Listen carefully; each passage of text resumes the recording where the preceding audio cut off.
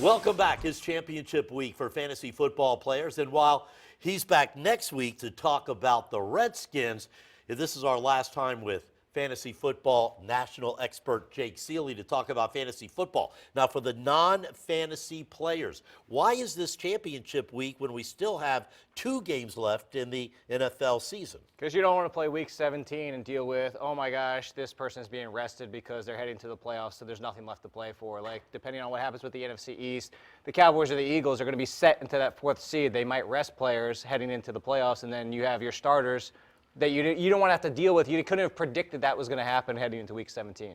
All right, so how does one play the last week of fantasy football? Look, it's cliche to say trust the guys who got you there. You just need to evaluate your team. The biggest mistake I think people make is they look at their opponent and they say, oh my gosh, he's starting this guy, he's starting this guy, I need to do this. No, just evaluate your team, decide who's your best players, and just go with it and don't overthink it. I know everybody's super excited, but don't overthink it.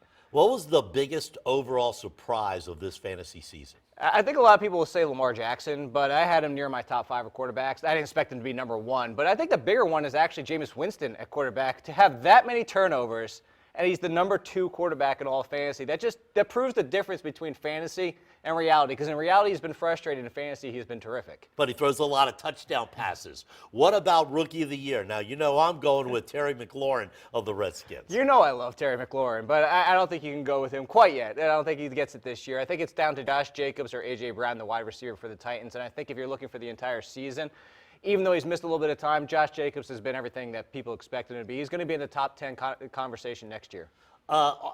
Fantasy aside, your take on the Redskins now as they go into their final 2 games? Well, you know how I feel is hopefully they don't win for their future, because I think you need to get offensive line in this draft. I know a lot of people are talking about wide receiver, but Terry McLaurin, I'm with you on that. Terry McLaurin, Kelvin Harmon has a nice future. And Sims. Yep, Darius Geis, you have your quarterback of the future. Get some offensive line help and fix that defense a little bit on the back end in the secondary. And we don't know about if Brandon Schiff will be back next year. Yeah, see, again, more offensive line help. Get the offensive line help. You give a quarterback some time, especially somebody like Haskins, you can see good things happen. All right, my thanks to fantasy expert Jake Ciely for another year of his advice. Again, he's going to be back next week to wrap up the Redskins season. And if you don't follow him on The Athletic or on Twitter, it's your loss.